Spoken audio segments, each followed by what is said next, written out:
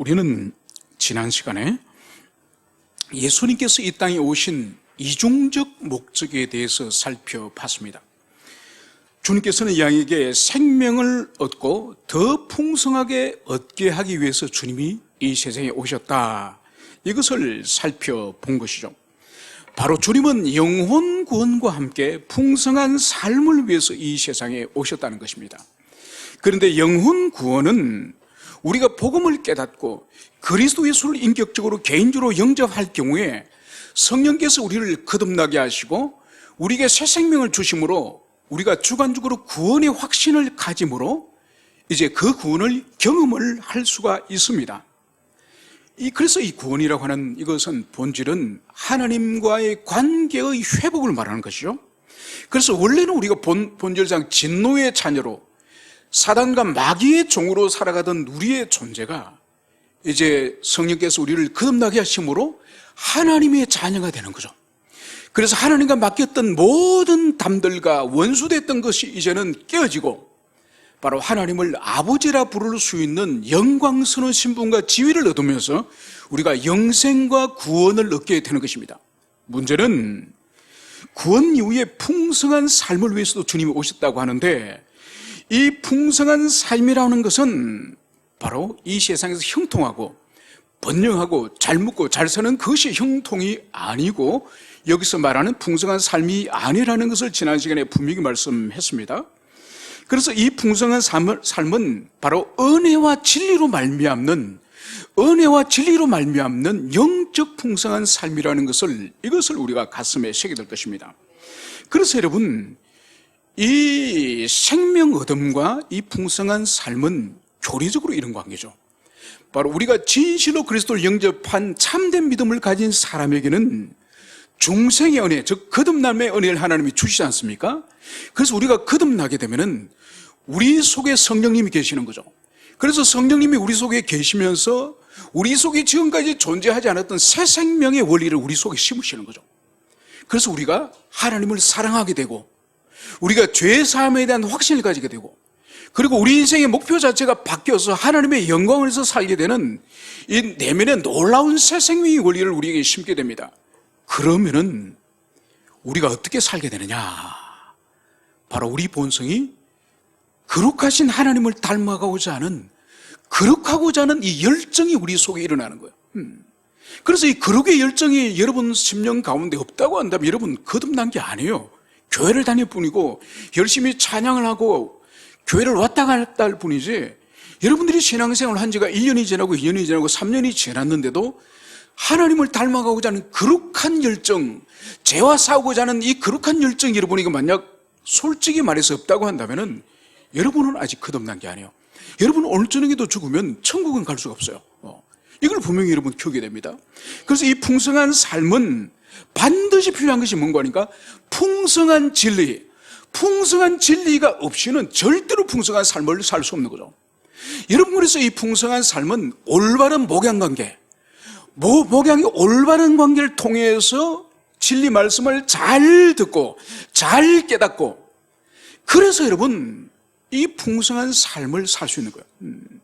그래서 목양의 관계는 우리의 영혼의 구원을 얻을 뿐만 아니라 구원 이후에 성화의 삶, 거룩한 성화의 삶, 풍성한 삶에도 이 올바른 목양 관계는 필수적인 관계다. 이것을 여러분들이 가슴에 새기시길 바랍니다. 여기까지가 우리가 지난주에 살펴본 주요 내용이고, 이제 오늘 본문으로 돌아오면은 오늘 주님께서는 바로 자신을 선한 목자라고 부르고 있습니다. 선한 목자. 여러분, 우리가 주님이 선한 목자다, 예수님이 목자다 이러면 떠오르는 어떤 이미지가 있지 않습니까? 여러분들이 기독교 서점이나 아니면 지나가다 교회 예배당이나 안 그러면 성당을 지나가다 보면은 이 스테인그라스 같은 데 보면은 이 예수님이 이제 하얀 가운을 입으시고, 그리고 이제 한 손에는 이 양을 끌어안으시고, 그런 이미지 그림들을 많이 보지 않았습니까? 여러분, 예수님은 평생을 사생활을 하실 때에 나무를 가지고 그것을 톱으로 자르고 대패질하고 끌로 쪼고 해가지고 가구와 이 나무를 따듬는 목수일을 하셨지, 성경 어딜 보더라도 주님이 양을 쳤다는 그런 기록은 없어요. 주님은 양을 친 적이 없습니다. 그런데 주님이 당신을 향해서 나는 선한 목자다, 당신의 직분을 목자라고 말하는 거예요. 그래서 우리는 주님이 양을 안고 있는 그 사랑스러운 귀여운 양을 안고 있는 그 모습을 보면은 참 마음이 따뜻해집니다. 정말 주님께서 양을 사랑하시는구나. 그 잃어버린 양을 한 마리 찾아가지고 안고 있는 모습을 보면은 우리 마음이 포근해지는 것을 볼 수 있습니다. 그런데 과연 주님께서 지금 제자들 앞에 그리고 유대인들 앞에서 나는 선한 목자다, 이 말씀을 하셨을 때에 과연 제자들과 유대인들이 들었을 때도 우리가 예수님을 생각하며 떠오르는 그 이미지를 생각할 때 마음이 따뜻한 것처럼 유대인들도 과연 예수님께서 내가 선한 목자다, 이 말씀을 하실 때에 마음이 따뜻한 그런 느낌이 왔을까요? 이것에 대해서 우리가 먼저 살펴보도록 하겠습니다. 여러분, 유대인들에게 있어서는 구약시대 때나 예수님 시대 때나 유대인들에게 있어서는 이 목자, 선한 목자직이라고 하는 이 직분을 우리가 구약 성경에 근거하여서 한번 몇 구절을 제가 말씀을 드리도록 하겠습니다. 시편 23편 1절에서 다윗은 이렇게 말씀을 하고 있습니다. 여호와는 나의 목자시니 내게 부족함이 없으리로다. 바로 다윗은 자신은 양이고 그리고 자신을 인도하고 자신의 하나님이신 여호와 하나님은 목자시다, 이 말씀을 이 다윗이 이 시에서 노래를 하고 있는 거죠. 그래서 여호와 하나님과 자신의 관계를 상징적으로 비유적으로 목자와 양의 관계라는 것을 말씀을 하고 있습니다. 그리고 시편 80편 1절에서는 요셉을 양떼같이 인도하시는 이스라엘 목자여 귀를 기울이셔서 그룹 사이에 좌정하시는 여 빛을 비추소서. 여러분, 요셉을 양떼같이 인도하시는 이스라엘 목자여, 여러분 여기서 요셉이라고 하는 이 말씀은 구약에 있어서 야곱, 요셉, 이것은 이스라엘 백성들을 상징하는 대표적인 이 호칭이 바로 야곱, 이스라엘아 또는 요셉, 이것이 바로 이스라엘 공동체 전체를 대표하는 부름이라는 것을, 이것을 우리가 기억해야 될 것입니다. 그래서 여기서 이스라엘 목자여, 이 목자가 바로 그룹 사이에 좌정하시니여, 이거와 같은 뜻이죠. 여러분, 그룹은 천사지 않습니까? 여러분, 요한계시록에 보면은 수많은 천사들이 주위를 호위하고 있고 그 천사들 그룹 사이 한가운데 보좌에 앉아 계신 분이 누구신가요? 바로 하나님이시죠. 그래서 여기에서 이스라엘 목자여, 이스라엘의 목자는 곧 이 그룹 천사들 한가운데 좌정에 계시는 바로 하나님을 부르는 호칭인 것을 볼 수 있습니다. 그리고 이사야 40장 10절에서 1절에서는 이렇게 말씀하고 있습니다. 그는 목자같이 양떼를 먹이시며 어린 양을 그 팔로 모아 품에 안으시며, 바로 이스라엘 하나님께서 이스라엘 백성들을 마치 양을 목자가 다 잘 돌보시듯이 바로 우리 여호와 하나님은 목자같이 자기 백성을 돌보신다, 이 말씀을 하고 있는 거예요. 여러분, 그래서 구약시대 때 유대인들이나 우리 주님 시대 때 유대인들이나 이 제자들 향해서 목자라는 이 단어, 목자라는 이 단어는 여호와 하나님을 향해서 사용되어지는 이 단어예요.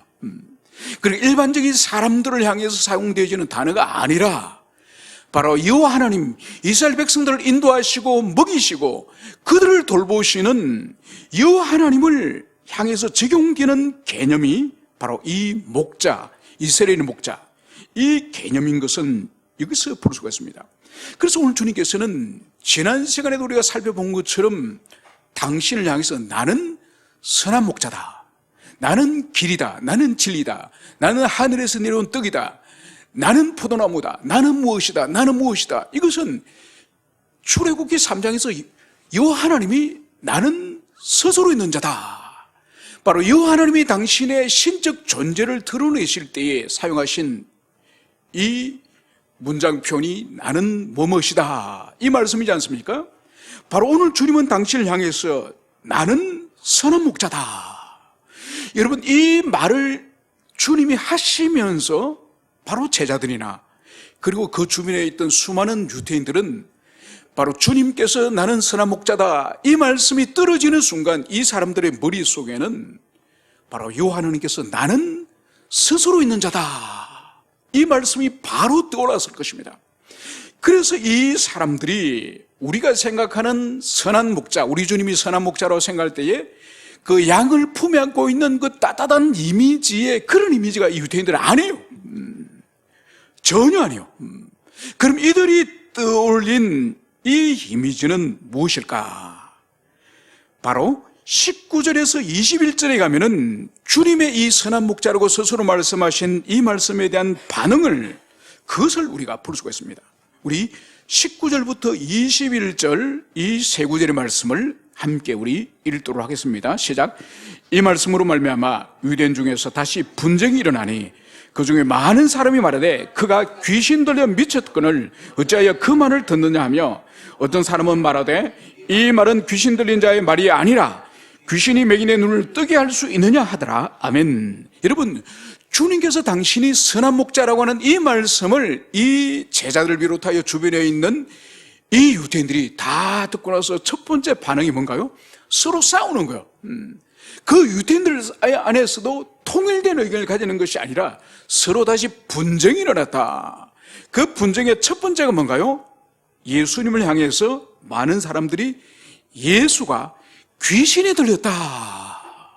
여러분, 왜냐하면 여호와님께서 나는 스스로 있는 자다, 여호와님께서 당신을 향해서 하신 그 말씀을 오늘 예수님이 나는 선한 목자다, 다윗이 여호와 하나님을 향해서 하나님이 선한 목자, 하나님이 목자라 말씀했는데, 그 갈릴리 시골에서 목수짓을 하던 그 예수가 어느 날 나타나서 많은 백성들을 본 앞에서 자신이 선한 목자라고 말하니 이것은 귀신 들려서 미치지 않고는 이런 말을 할 수 없다. 그래서 많은 유대인들이 우리 예수님이 귀신 들려서 미쳐서 지금 자신이 하나님인 것처럼 저런 짓을 한다, 이렇게 많은 사람들이 주님을 비난하고 조롱을 했습니다. 그리고 또 한 부류의 사람은 21절에 뭐라고 말하죠? 귀신 들린 사람이 어찌 맹인을 눈을 뜨게 할 수 있느냐. 그래서 주님이 지금까지 행하셨던 맹인을 눈을 뜨고, 그리고 귀신 들린 사람의 귀신을 쫓아내고, 그리고 혈루병이 걸린 여인을 치료하고, 또 죽은 회당장의 딸을 살리고, 이 일은 절대로 귀신 들린 사람이 할 수 없다. 그러면서 지금 예수님의 이 행하신 표적과 예수님께서 당신을 선한 목자라고 말씀하신 이것에 대해서 지금 분쟁이 일어났다는 이것을 오늘 성경은 말씀을 하고 있습니다. 여러분, 그러면서 이제 예수님께서는 11절 후반부에서 이렇게 당신의 사명, 선한 목자는 도대체 무엇을 하기 위해서 이 땅에 오셨는지, 선한 목자의 사명에 대해서 이렇게 말씀을 하십니다. 선한 목자는 양들을 위하여 목숨을 버리거니와. 여러분, 이 땅에 선한 목자로 오셨던 우리 예수님, 그분의 본질적인 사명은 다른 것이 아니라 양들을 위하여, 양들을 위해서 자기 목숨을 버리기 위해서 오셨다, 이 말씀을 주님이 여기서 하고 계십니다. 여러분, 그러면 양들을 위해서 자기 목숨을 버린다고 하는 이 뜻이 뭔지를 우리가 분명히 이해를 해야 될 것입니다. 먼저 여기서 우리가 오해하지 말아야 될 것은, 이 선한 목자이신 우리 예수님께서 자기 양들을 지키기 위해서 목숨을 걸었다, 생명을 걸었다, 이런 뜻은 아니에요. 이런 뜻이 아니라, 이 말씀은 자기 양을 위해서 스스로 자기 목숨을 포기하고 자기 목숨을 버리기 위해서 오셨다, 이렇게 이해를 해야 된다는 거죠. 여러분, 이것은 곧 있을 주님께서 십자가에 달리셔서 비참한 죽음을 당하시지 않습니까? 그 죽음의 의미가 우리 주님이 스스로 자기 생명을 버리신, 스스로 포기하신 십자가의 대속의 죽음, 즉 유월절의 어린 양으로 오신 우리 주님의 십자가 죽으심을 오늘 주님은 예고하고 있다는 것을 여기서 볼 수 있습니다. 여러분, 목숨을 버린다고 하는 이 버린다는 것은, 이것은 능동적인 표현이에요. 능동적 동사예요. 그러니까 목숨을 잃었다, 목숨을 잃었다는 것은 이것은 수동적이죠. 그죠? 다른 사람이 자기를 죽이든지 자기 생명을 빼앗아가든지 이것은 수동적인 것이지만은 오늘 주님은 목숨을 버린다. 이것은 우리 주님 스스로 주체적으로 자기 생명을 버리고 포기한다는 그런 의미를 여기서 가지고 있는 거죠. 그래서 18절에서 이 부분을 주님은 다시 정확하게 말씀하십니다. 이를 내게서 빼앗는 자가 있는 것이 아니라 내가 스스로 버리노라. 바로 주님의 생명을 누가 와서 빼앗아가는 것이 아니라 주님 자신이 자기 생명을 버린다는 것을 분명히 주님 말씀하십니다. 여러분, 그래서 주님께서는 마가복음 10장 45절에서는 또다시 이렇게 말씀하십니다. 인자가 온 것은 자기 목숨을 많은 사람의 대속물로 주려 함이라. 바로 예수님이 이 땅에 오신 목적이 자기 생명을 구원받기로 예정되어 있는 많은 사람을 향해서 자기 생명을 주기 위해서, 그 은총을 주기 위해서 주님이 오셨다, 이 말씀을 여기서 하고 있는 것이죠. 여러분, 그래서 예수님은 실패자가 아니에요.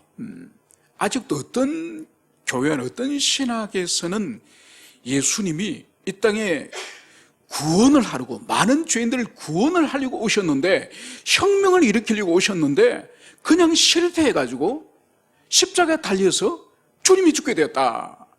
그래서 주님의 십자가는 그분의 사역의 실패를 보여주는 것이다. 여러분, 그거는 성경의 진리가 아니에요. 그건 올바른 지식이 아니에요. 주님은 실패자가 아니라 주님은 십자가의 죽으심이 주님의 사역의 성공의 성공. 여러분, 주님을 실패로 이끌기 위해서 많은 유혹이 있지 않습니까? 주님이 공생애를 시작할 때 그때부터 광야에서 시험을 받지 않았습니까? 그때 사단이 주님을 3번씩 시험하죠. 그 시험의 본질이 뭔가요? 처음부터 주님께서는 그런 시험 같은 거 받지 말고, 환난과 고난과 조롱받지 말고 바로 처음부터 영광스러운 왕이 되도록 이 뱀이, 사탄이 광야에서 유혹하지 않았습니까? 여러분, 그리고 수많은 사람들이 주님께서 표적을 행하고 이적을 행할 때마다 주님을 애워사고 주님을 뭐로 삼으려고 했습니까? 왕으로 삼으려고 했다. 왕으로.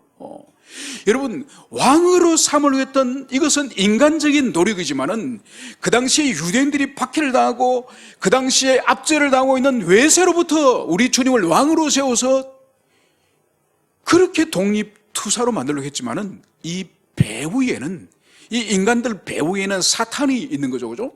사탄이 왜 우리 주님을 왕으로 세워서 영웅으로 만들고 할까요?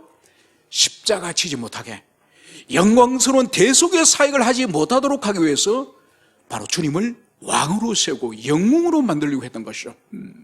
그래서 주님은 자신이 이 땅에 왕으로 오신 분이 아니라 바로 종으로 오신 분이시고 유월절 어린 양으로 오신 분이시고 죽기 위해서 오신 분이라는 것을, 주님은 이것을 분명한 자기 인식을 가지고 있는 거죠. 그래서 그런 유혹이 올 때마다 제자들을 이제 흩어버리시고 무리와 군중들을 집으로 돌려보내시고 바로 주님은 오히려 홀로 산으로 기도하러 간 것을 보지 않습니까? 그래서 주님은 처음부터 자신이 죽으러 오셨다는 것을, 대속제물로 죽으러 오셨다는 것을 분명한 인식을 가지고 있다는 것을, 이것을 우리가 가슴에 새게 됩니다. 결국 그분이 사역을 하다가 실패해가지고 제사장들에게 붙잡히고 가룟 유다가 배신하고, 그래서 사역을 실패해가지고 십자가 달려서 죽으신 분이 아니라는 것을 분명히 이해됩니다. 물론 가룟 유다나 또 제사장들이나 이 유대인들은 하나님의 놀라운 구속 사역을 이루는 수단이에요, 수단. 여러분, 수단으로서 가룟 유다라든지 이 대제사장들이, 이 사람들이 수단으로 사용된 거죠. 그래서 이 가룟 유다도 은삼시를 갖고 주님을 팔았죠, 그죠?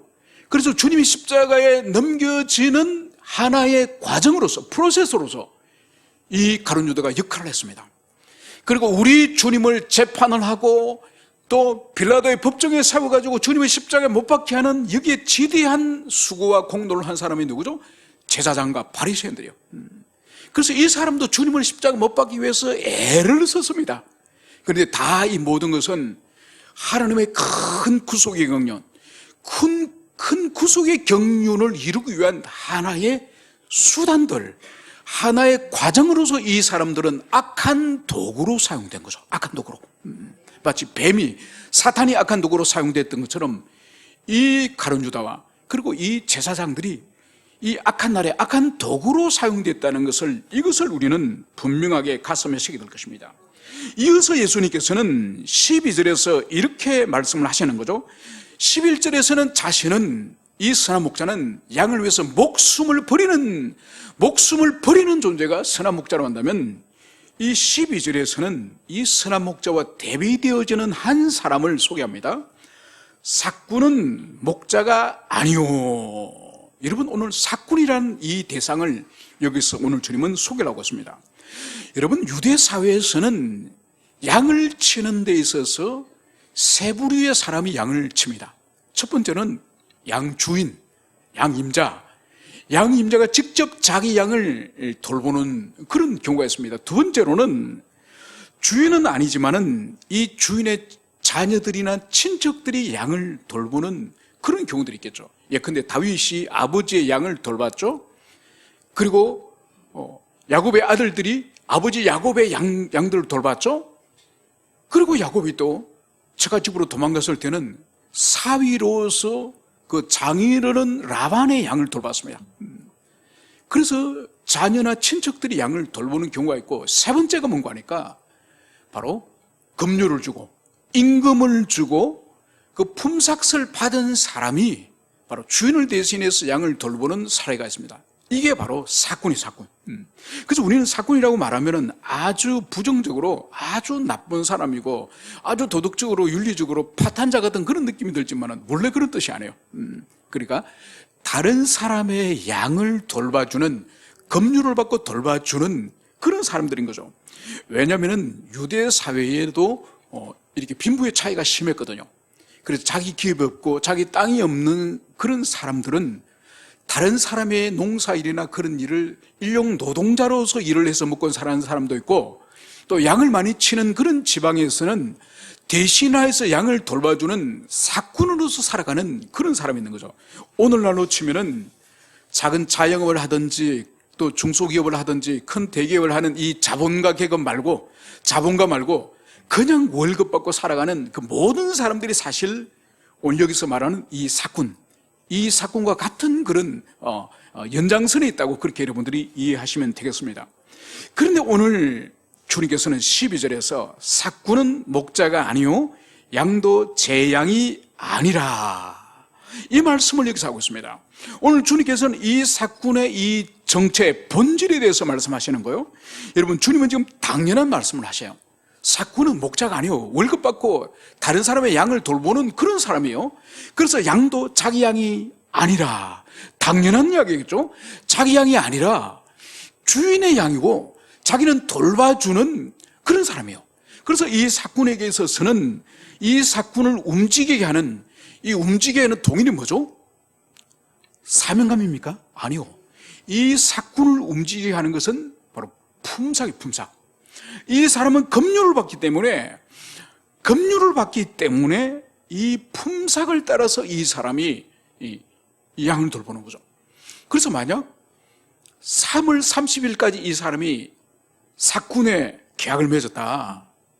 그러면 3월 30일이 지나고 나서 4월 1일이 되었어요. 4월 1일이 됐는데 어제까지 돌보던 양이 지금 늑대에게 지금 잡아먹히고 있어. 이 사람은 이 일이나 늑대를 물리칠 의무가 없습니다. 자기 양이 하기 때문에.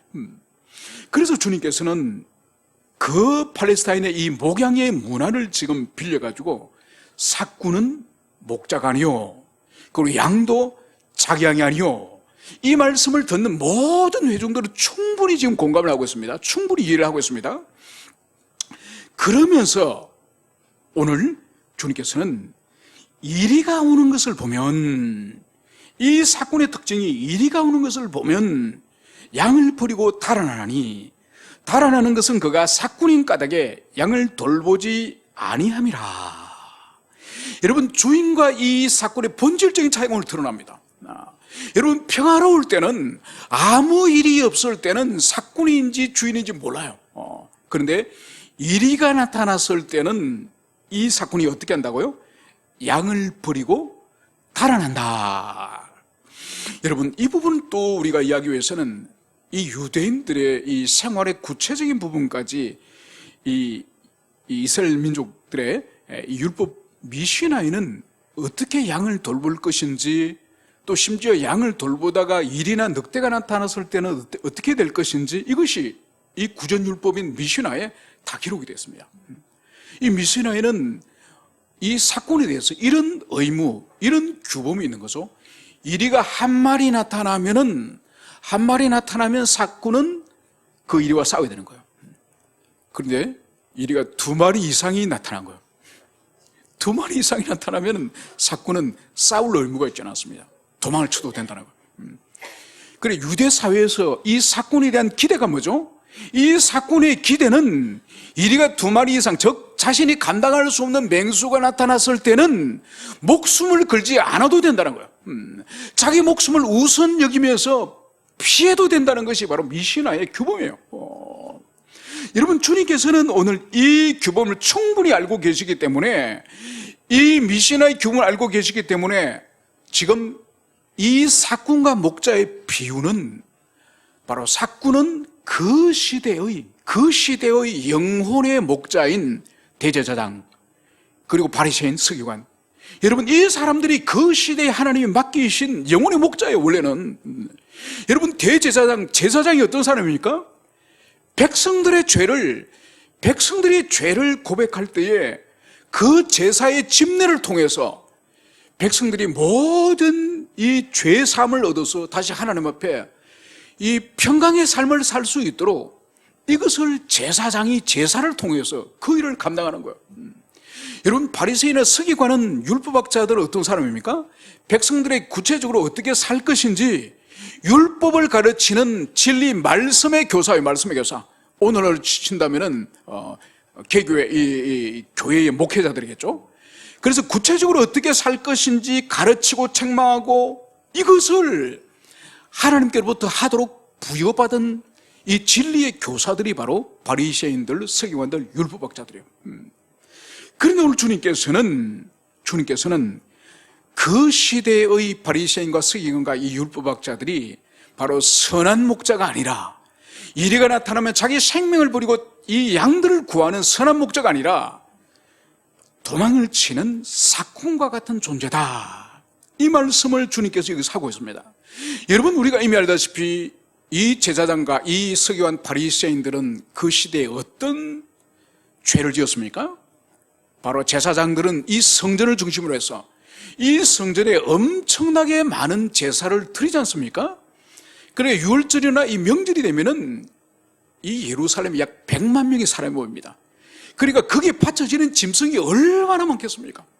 그래서 이 짐승을 이 제사장들은 몇 배로 비싼 고가로 판매하는 거예요.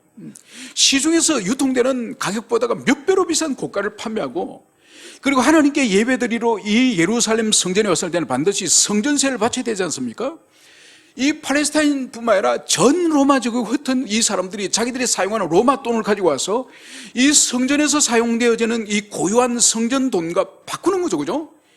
이 환전하는 이 환전 비율이 20% 30%입니다. 엄청난 이 차익을 이들이 누리는 거죠.